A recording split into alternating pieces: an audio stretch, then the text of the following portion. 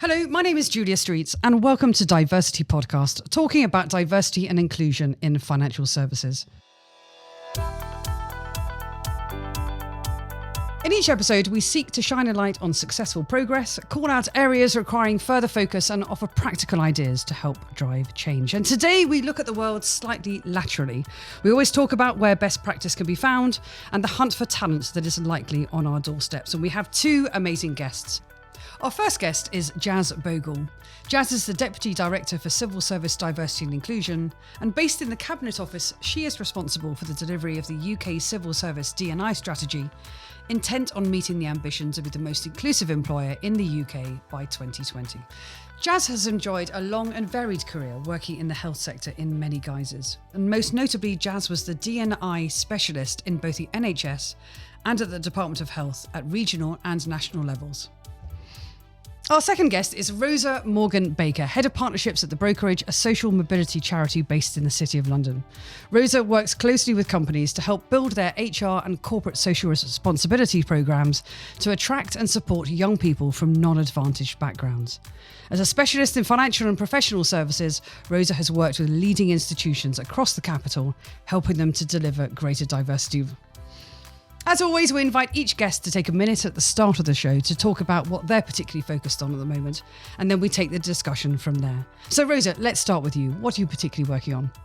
Well, at the Brokerage, we work with young people aged 10, so last year of primary school, all the way through to undergraduate, helping them at each stage to be able to connect with professional and financial services. So we're quite niche in that way. One of the things we're particularly proud of that we're working on at the moment is working with companies to build their talent pipeline programs. So bringing young people in from an early age, getting them to see what happens within the organisation, getting people from the company really excited about working with young people, and then working with them over a number of years to help them into the professions. We're really trying to get companies to understand that it's not just about picking the best and the brightest from the best universities, but really trying to grow your own homegrown talent. There's so much incredible talent right here in London. So it's helping to connect the young Londoners with those employers and making sure that they get into the roles within professional financial services. Wonderful. Thank you very much. And we're delighted you could join us today. So Jazz, what are you focused on at the moment? So I'm really focused on our wider strategy, and you've mentioned the strategy. Our strategy is really about creating a civil service that is going to be reflective of the people we serve, and our business, our bottom line is to improve outcomes for the public. So if we don't represent the public that we serve, then we're not going to be able to meet those outcomes.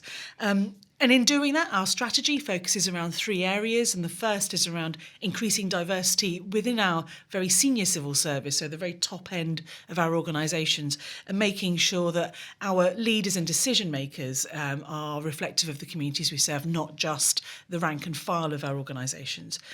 Becoming more inclusive, and the shift towards inclusion, recognising that we've got to be more inclusive in order to hold on and attract and retain all of that diverse talent, is a massive priority for us.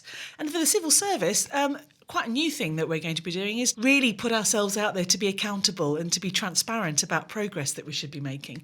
So a key theme within our strategy is to publish data and to make sure that we're able to demonstrate progress towards some targets that we want to meet. And to what degree were you actually involved in the creation of the strategy itself? Was that your work? Yeah, it certainly was. Blood, sweat and tears. So I arrived before the strategy was published, well before. So I arrived while government had focused its attention around the Talent Action Plan. Talent Action Plan was our civil service-wide strategy. It was a plan that was relatively tactical. So it had in it those things that you do, those good practice things that you do to remove barriers to progression within organisations and to attraction within our civil service organisations. That was all great, but it wasn't really kind of the belt and braces, big whole systems type change that you'd want to see in an organisation to create that level of diversity and change. And also there was quite a strong political shift with the current Prime Minister when she came into post. A huge interest from her in that wider political landscape to create a more just society, to look at challenging those burning injustices that she talks about. And so there was a significant attention, and rightly so, placed on the civil service service. So the challenge on the civil service was to make sure that it was able to sort its house out, so that we had credibility with public services. We were telling them to be more diverse and inclusive. And did you look to the corporate world as well in kind of figuring out what that strategy looked like? Absolutely. And actually, we've been talking and working with the corporate world for a very long time, both in terms of our new strategy and also some of our previous work that we've been doing over the recent years. So we published our strategy towards the end of 2017.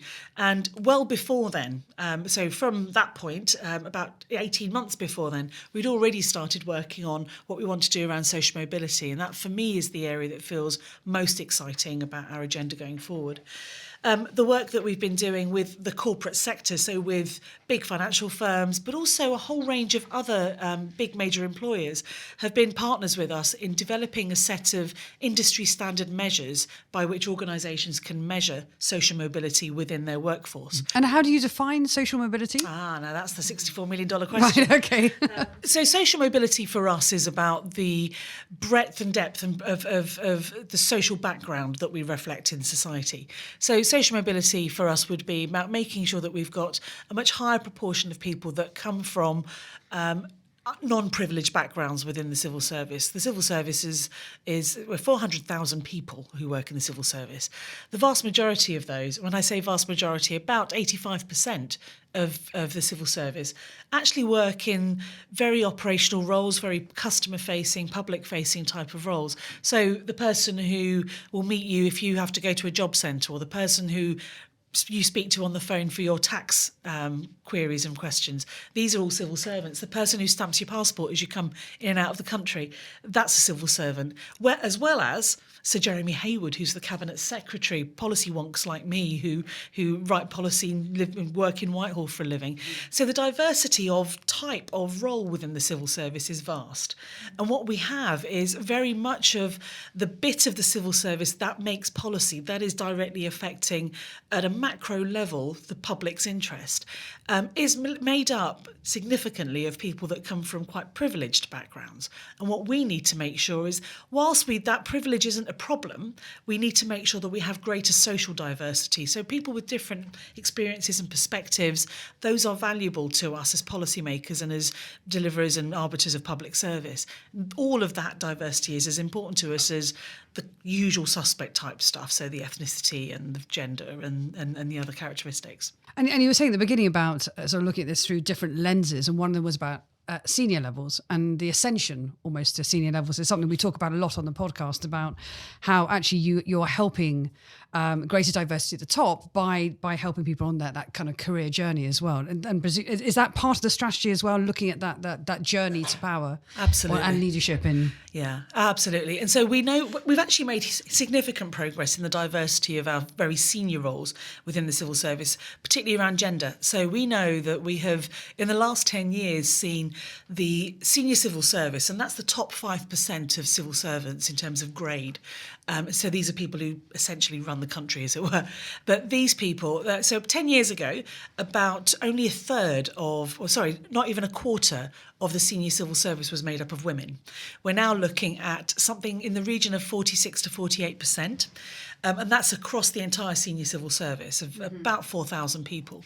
At the very senior level, so our permanent secretaries, so these are people that are responsible for running a government department. Out of 36 permanent secretaries, a third are women. And we're on track, and we look at our pipeline, our Director General level, that's the level below permanent secretaries. We are looking at being on track for getting a 50-50 balance over the coming years. And so that looks really successful. We've made great strides around sexual orientation, so our LGBT representation at those senior levels, albeit our data is a bit ropey, and I think that's probably the case in most areas. So our declaration I don't think you'd be rates, alone there, actually. Well, quite, yeah. So our declaration rates should be much better, and we're working on that.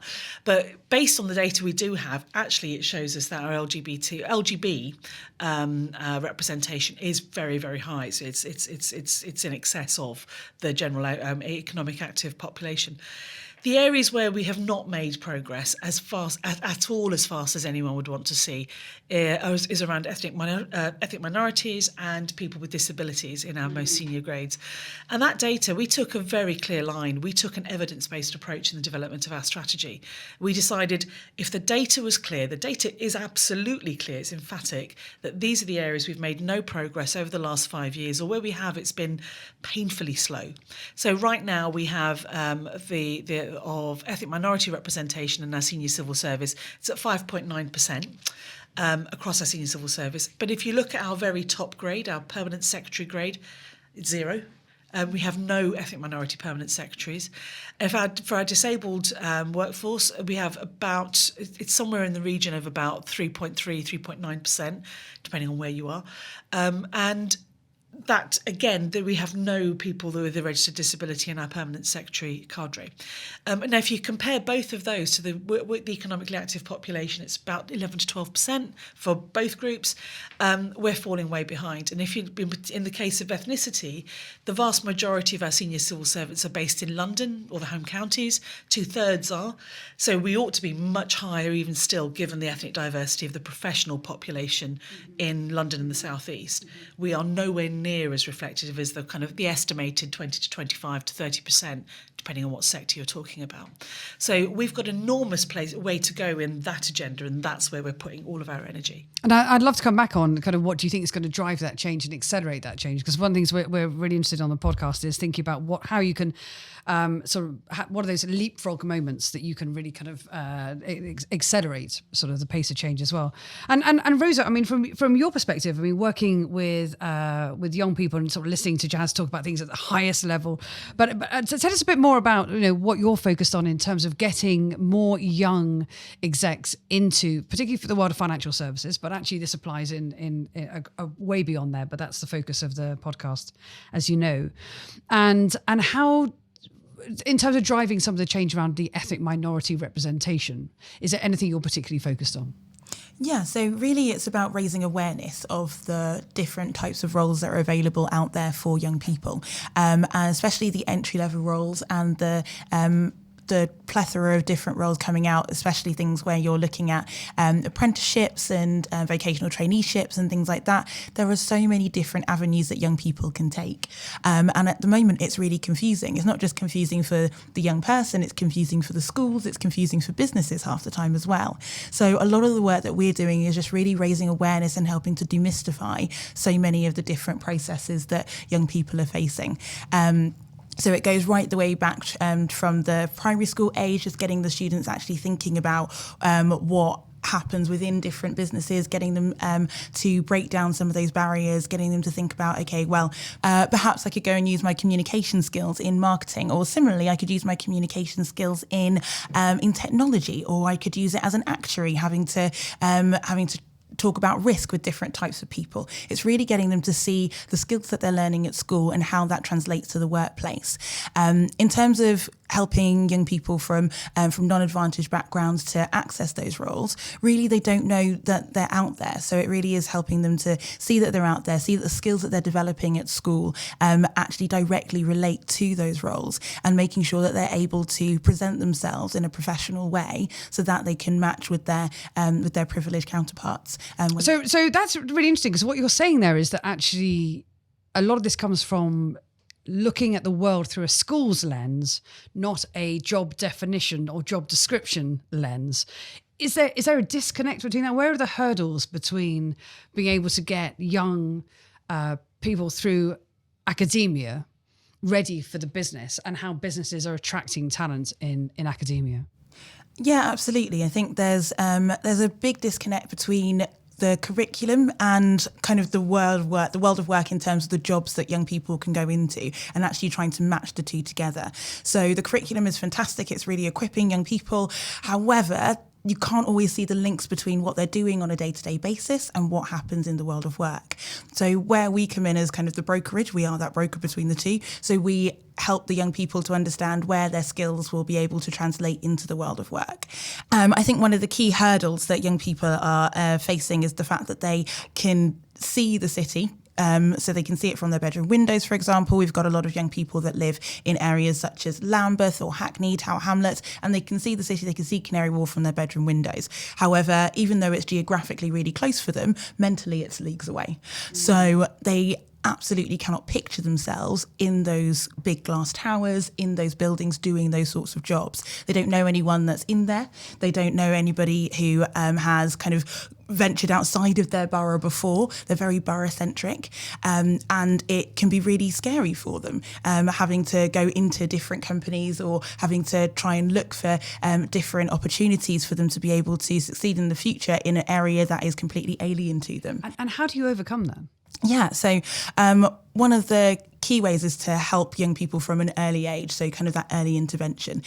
We do a lot of work with companies, helping to work with young people, usually even if it's just for a half day visit, bringing the students out into the city or into Canary Wharf, into a big financial institution, and getting them to meet people from different levels, getting them to do a little bit of networking, getting them to actually start thinking, the people that work here are normal, which is really a massive part of it. If they're sitting at home playing on their Xbox and they're not entirely sure if they could continue being themselves if they were to work in some of these institutions, it's great for them to actually meet people who work there, really enjoy working there, and can say, actually, it can be for anybody. Especially for companies as well. I think it's the hurdles on both sides. So the students find it difficult, but also companies find it difficult to interact with schools and to interact with students. A lot of the work is about breaking down what they're doing in a way that students are able to digest, and where they've got that wealth of knowledge there, they're not necessarily equipped to be able to break it down in a way that a young person's going to be able to understand. Can you give us an example of how that comes to life? Yeah, absolutely. So for example, if you look at the actuarial profession, or if you look at insurance, it's a lot about looking at risk, a lot about looking at analysing numbers and things like that. But really at the basis of it, it's just taking something quite complicated and explaining it in a simple way. Now, students really get that. They've all had a teacher standing at the front of the classroom and telling them something that they absolutely have no idea about. And so once someone has explained it to them in a way that is easy to break down, they get it and they have that aha moment. They're really good at communicating with each other and sharing with each other their different ideas and having to work as part of a team. They're doing it every day. But a company, when they're writing, say, a job description, will have all of these different things that they're looking at, and they'll say that they really want someone that's proficient in analysing in these languages or in these different ways or looking at these different programmes, and they're not able to show to the young people exactly what that means in real terms. So they're using their corporate language, and then the students feel alienated because of it. So what's really useful is getting companies to work with people like us, with lots of other organisations out there that can work with companies to help them look at things like where they're advertising their placements, to look at their job descriptions and their CVs and their application forms and things like that, to make sure that when they're putting them out there, it's in universally understood language, that they don't have any jargon in there that's going to put people off from applying. And it really is just kind of thinking about the recruitment processes right from the beginning, to make sure that you're getting out to the widest breadth of people. And if you talk about sort of sitting in, sort of in Lambeth or in Tower Hamlets and looking at the world of finance through, as you say, those skyscrapers and the glass and steel buildings, and feeling sort of a distance from that. I mean, in terms of the world of civil service, for young, talented, executives of the future sitting in various schools, I mean, the world of civil service must feel like a mile away. Are there things you're looking at in terms of how do you reach that talent group and bring them into the civil service and unbundle it in many regards? Absolutely. It's a massive priority for us, and in particular, a piece of research that was done in 2016 by an organisation called the Bridge Group. I think it's an organisation that I know the Brokerage works with or knows about. The Bridge Group, we commissioned to do some work for us to look at the socioeconomic background of people entering our graduate scheme, so our fast stream. This is a really major, highly prestigious graduate scheme. We take on about 1,400 graduates a year across the civil service, across a range of professions and functions, actually also across the country. But the assumption is that all fast streamers have to be able to come to Whitehall. And up until a couple of years ago, that was exactly the case. So people would have to come, they'd have to know about the civil service. Usually their route into knowing about the civil service, as you've said, Rosa, is they know somebody in the civil service, they've got some relative or some other connection. They have an understanding of what the civil service is about. We're probably one of the most invisible and confusing industries to work in that there is. So we pretty much do everything. So we have jobs, like I said, from a policy wonk like me to somebody who works out your tax breakdown, to somebody that's a mechanic who's an engineer working on, kind of designing things for missile launchers in the Ministry of Defence. Though you've got this amazing array of types of role, and we don't get that out there. So we've done a massive amount of work with graduates in particular, but now we're looking at taking that much, much broader. So where can we look at beyond graduates, really maximise, for example, apprenticeships? And where are we really able to kind of get some better traction with a much broader community of people, prospective kind of potential applicants into entry-level roles into the civil service? Actually, all the stuff that we've done is massive. So we run these internships. So we run two types of summer internships. One is we call SDIP, the Summer DiverCity Internship. And that the SDIP is a hugely successful programme. We take on about 800 graduates or kind of near graduates every year over the summer. It's a paid internship, and these are internships that are hugely varied and run all the way across the country in different kinds of roles. I have an intern starting with me in the summer who's going to be learning about policy making in the civil service. Another, and that's a 2 to 3 month kind of. Yep. So they'll be with internship. me for the whole of the summer period. So they'll be with me from the end of June to the beginning of October. So it's all of the huge long summer break from university. So they'll be with me working and real work. It's not they're going to sit and do photocopying.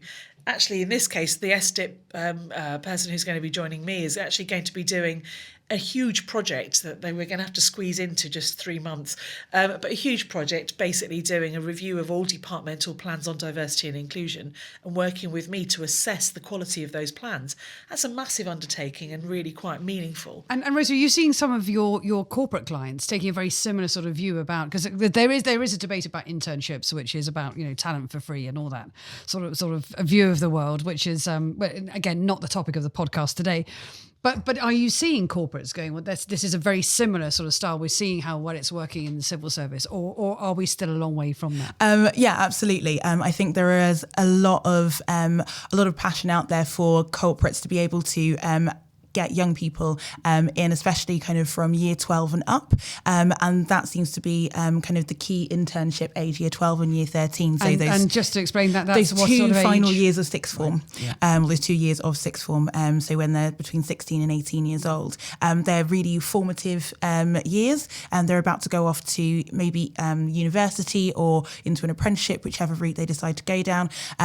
We have an internship program, the City of London Business Traineeship Program, which focuses on year 13 students, getting them into work placements for 6 to 13 weeks over that summer between sixth form and the working world of sixth form and university, to really make sure that they're able to get quality experiences of work. And again, it is kind of things like having not just doing a photocopying and sticking and stapling and things like that, but doing real work that's going to add value to the organisation.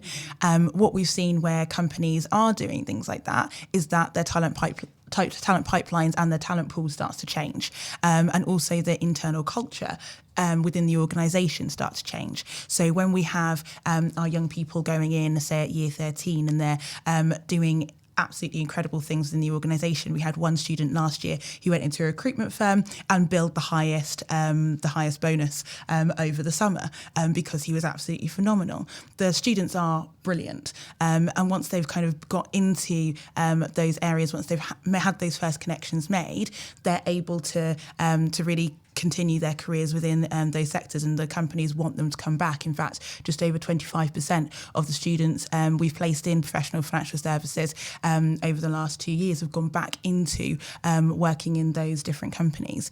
But it really does depend on where companies are advertising those sorts of opportunities. So things like the civil service programs are widely advertised, and it's fantastic because young people are starting to hear about it. You're already starting to hear people within secondary schools talking about the civil service and the fast tracks program and things like that, which is amazing. However, you don't necessarily see that with smaller internship programs or smaller work experience programs. So if you have a corporate who maybe hasn't had the experience of working with different schools, and they really want to do good, they want to be able to have an inclusive work experience program, but the only place that they've advertised it is on their website, you're not going to get young people coming to you because they don't know about you yet. And is the appreciation of the potential sticking point, as in where you advertise or don't advertise, and also the creation of those summer projects that you want to bring interns to help you with, where does that sit? Does that sit with a business head, or is it an HR, or is it a comms? Who mostly drives this? It varies from company to company. I think in the larger companies, if they've got a CSR team and a CSR team that talks to the HR team, it doesn't always happen. But that's a corporate social responsibility. Absolutely. Yeah. So if they have a corporate social responsibility team and one that talks to their HR team, it works really well, and they work well together to do these sorts of programs. But somebody business-wise has to be involved in that discussion, because they're the ones. It's a bit like the intern who's going to come and sit with you, Jazz. I mean, you've got to be the buyer of the concept. And from what is it particularly in your appreciation of the value, obviously the intention to move the diversity inclusion numbers and metrics along and culturally, which Rosa was talking about as well. But when you were defining that project for the summer, what is the real thing where you sit there and go, this could add value to what I need to do today? Okay, so when I'm defining that project for that individual who's an intern to come and do it, it's because they are going to bring a fresh brain. They're going to be fully capable. It's the stuff I'm asking them to do isn't rocket science, but needs careful, hard work, and someone that's going to be able to pay attention to detail. So what you're getting usually with somebody that's currently going through a degree, they've done whatever they do, whether it's an IB or an A-level or A-levels at sixth form, but you're basically getting somebody who knows how to understand and process information and give you an outcome. So I want good analytical reasoning. I want somebody that's able to understand the kind of the thing I'm asking them to look for. And that's pretty straightforward stuff. But what you want is somebody that isn't going to be rigid and inflexible in their ways of working, somebody that's going to have some energy and enthusiasm. And what's really exciting for me, hopefully that's what they get to do, that's what they get to get involved in.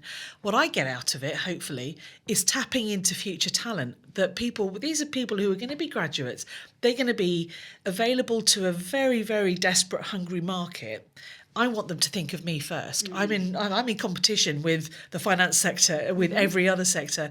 I want to get the best talent I possibly can. So if I offer great internships, they're going to think, they are going to tell, and through word of mouth, as many people as possible, I hope, that actually working in the civil service was great for me over the summer. I want more of that. I think I can make a difference. And what I want for them to do is to do things that do make a difference.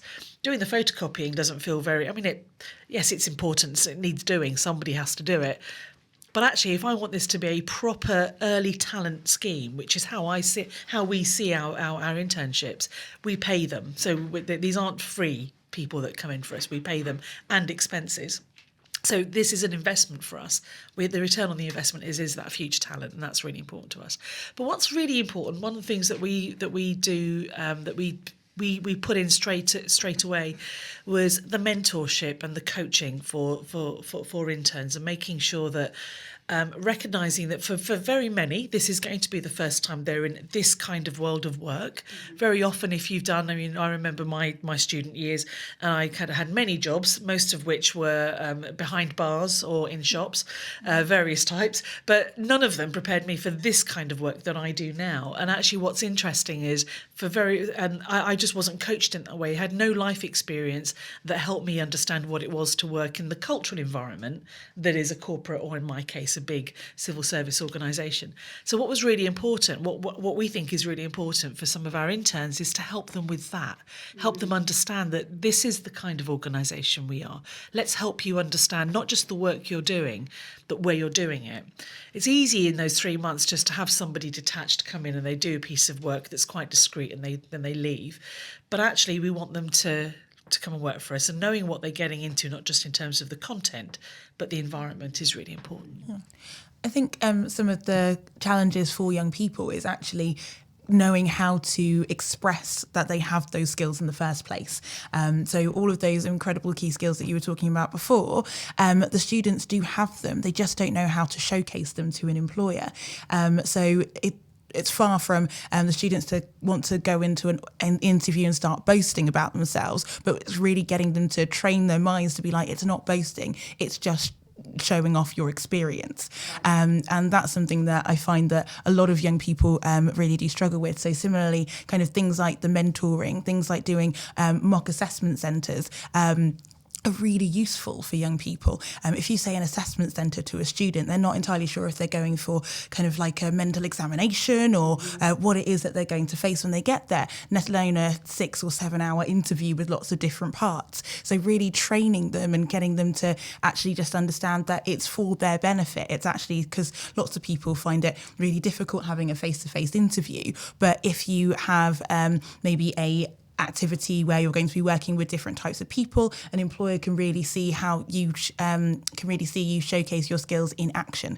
If you're going to be able to do a psychometric test while you're there, you're going to get to show them all of your written and your cognitive thinking on paper rather than having to express it verbally. And it's also for employers to start thinking about different ways they can put different types of assessments together to really make sure that they are giving the young people, especially young people from backgrounds where they might not necessarily have known about the different types of recruitment processes they may face, but getting them to make sure that they understand how they can select the best young people and get them to really bring their skills to the fore. So this is a perfect moment to turn to Cynthia and to Robert, who have been on the lookout for research to support today's discussion. Access Accountancy, the 2017 report carried out by the Bridge Group, made a number of recommendations on how organisations can avoid overlooking a more diverse talent pool during the selection process. Firstly, avoid using A-level or equivalent grades as a single filter for talent. The report highlights that school examinations were never designed to indicate how well someone would perform in a job, and school attainment is strongly correlated with socio-economic background. Secondly, organisations should give careful consideration to the extent to which online tests are a precise tool for assessing required competencies. The research shows that early online tests are very effective at filtering out candidates from lower socio-economic backgrounds and some ethnic minority groups, and that performance in these tests is only weakly correlated with performance at later stages of the selection process. In 2017, the Social Mobility Index measured the top 50 UK employers who had taken the most action to improve social mobility in the workplace. It's believed to be the first ever Social Mobility Employer Index. The top 10 employers in the index include many names from the finance sector, such as Grant Thornton, KPMG, Standard Life and Deloitte UK. One of the key findings of the research consistently showed that people from more affluent backgrounds take a disproportionate number of the best jobs, and that employers tend to disproportionately employ graduates who went to private schools and elite universities. Thank you, Cynthia and Robert. And always links to the references and research can be found on our website, DiverCityPodcast.com. And remember, that's diversity with a C, not with an S. You can also sign up for early notifications of future episodes. And please do follow us on Twitter at DiversityPod. You can find us on all good podcast channels. And if you've enjoyed the show, we'd really appreciate a rating. It all helps promote the episodes. So one of the things that strikes me as we're talking is about the blend between what schools and academia are producing in terms of talent, and then also what corporates and the civil service are needing. And quite often what I hear is that there's a slight disconnect between is the curriculum fit for purpose, and concern around STEM skills, etc. Rosa, when you talk to organisations about that, and when you go into the schools and talk about how they get their students corporate ready. Can you shed some example and give some examples of some of the initiatives that are getting those two worlds to come more closely together? Yeah, absolutely. So one of the things that we're really looking at kind of on that STEM agenda is maths. So looking at maths in the classroom and how that can translate to maths in, say, the boardroom. So really trying to bring those two areas together. So we've got our Maths in the City programme, which is looking directly at those links between GCSE and A-level maths and the working world. So we've got, say, a day in the life of a trader, a day in the life of an analyst, lots of different roles that use maths on a day-to-day basis. And it's a great way for the schools to be able to put what they're teaching the young people in the classroom into a practical context. So the students will come out into an organisation and they'll get to meet volunteers from across the business that do a range of roles that use maths on a day-to-day basis. And they will do things like a speed networking, which is really simple. So everyone loves talking about themselves, loves talking about their jobs, talking to them about why they or how they use maths in their day-to-day life. It's great when you have teams who are really passionate about the work that they do, working with a group of young people and telling and getting the students to actually see that some of the things they're using. So we've done things like using algebra to calculate foreign exchange transactions, plotting risk on a curve, that sort of thing that they're doing in school all the time, and actually having that aha moment. Actually, what we are learning in the classroom really does work in different roles. And it's, again, great for the companies to be able to showcase those roles where they want young people to be able to go into. They've got a massive gap in terms of the talent. They're not able to fill those roles, and they're able to showcase them directly to the young people who are going to be applying for it. And do you know what I think is really exciting about that is the fact that actually in this world of technological change, where we're looking at new innovation in the world of fintech, is actually a lot of those roles and those structures are changing all the time. And so knowing that there's that connection about going, well, actually what you thought you could do with your maths, you can do, because it's how we define it, but also to going back into schools with defining the new jobs and the jobs of tomorrow, which is incredibly exciting. So thank you for that. But there is one thing that I keep coming back to, and we do this time and time again on these podcasts, which is, this is all well and good. Everybody's talking about diversity and inclusion. The world needs to know it changes. I'm imagining the listeners are nodding along. But the question is, how do you benchmark? How do you benchmark success? And Jazz, at the top of the show, you were talking about leadership, but you also talk about data. And there isn't a framework. There isn't a sort of standard for inclusion as we know it today. Is that something that you're looking at? Absolutely, yeah. And I think you're right. So on so many factors, there are standard data that we can use as organisations, both to assess the progress that we're making within our own organisations, but actually we're really getting good at this kind of healthy competition that we want to be. Competition's good. Be moving towards. Absolutely. And really looking at the ways in which we can start benchmarking against each other, not just from a competitive spirit, which I'm all for, but actually so that we can identify who's best in class, who's really making a difference, really not just putting their money, who's really putting their money where their mouth is and really being able to make change. And being able to assess that change, know that we can measure like for like, so that actually we've got some way of understanding who is best in class out there. And who's falling behind. Absolutely. And really being able to use that sort of approach, that what we call transparency approach, the transparency of our data is really important. Now, in order for us to do that, we need some benchmarkable data. And in the world of inclusion, we don't have that. There are no standardised measures that organisations can use across the piece that give you comparable data on inclusion within organisations. If you asked 4 different organisations how they measure inclusion, we'd probably get about 5 or 6 different answers. And they would all be very positive. And they'd be very committed to diversity and inclusion. Absolutely. And they would probably be in the same ballpark, but the way in which you'd measure them, the denominators and numerators, I'm getting into my geeky bit here, but the ways in which you measure metrics will be different. And so you're not actually measuring like for like. You're possibly measuring a pound of grapes as opposed to a grape, for example. So really wanting to make sure that we're able to to have benchmarkable data. We need to create it. Now, government's job should be to lead, and our job here really ought to be providing the mechanisms and the framework within which whole society, not just the banking sector, but all employers should be able to measure inclusion. So one of the things that we've committed to doing in the strategy we published towards the end of last year is to develop a set of inclusion metrics by which any organisation can adopt those measures, and we will then begin to have benchmarkable data. Not least, we've committed to being the most inclusive employer in the UK by 2020.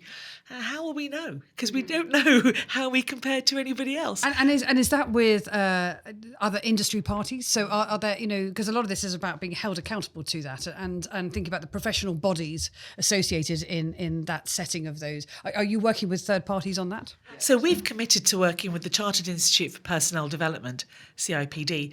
CIPD really want to be making sure that diversity and inclusion is a core component of the qualities and characteristics of professional HR in the future.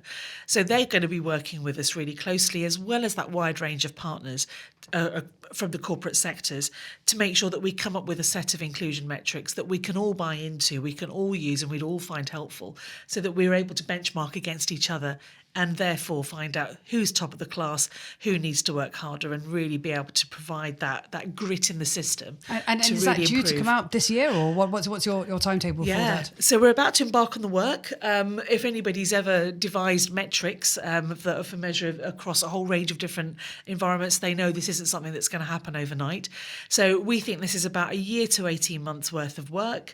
We want to, by 2020, be able to have these measures and benchmark within the entire civil service for ourselves, so we know where we are in terms of our inclusion, but we would like to be able to benchmark against other organisations at that time as well. So by 2020, we want to have a set of measures that are already out there being benchmarked and being used. Fantastic. And there are many reasons to be very optimistic. One is to have that benchmarking. The second is to look at how schools are thinking about how they engage and curate skills fit for purpose in the workplace, and also how the organisations, financial services and other industry bodies and corporates are coming together to attract this talent so we can ultimately drive diversity. It's been a fantastic conversation. I want to thank you both very much indeed. Rosa and Jazz, thank you. Thank you.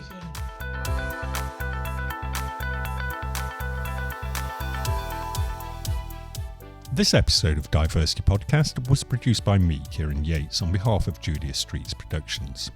Thanks to Cynthia Akinsanya and Robert Pinto Fernandez for their insights.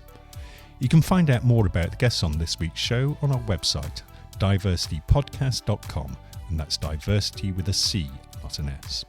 Whilst you're there, you can also sign up to our newsletter for all our latest updates. To be sure of catching all our future podcasts, subscribe to our feed in iTunes or your favourite podcast app. And if you've enjoyed this episode of DiverCity Podcast, remember to give us a rating or review. It all helps promote the show to a wider audience. Finally, our Twitter handle is @DiverCityPod. Thanks for listening.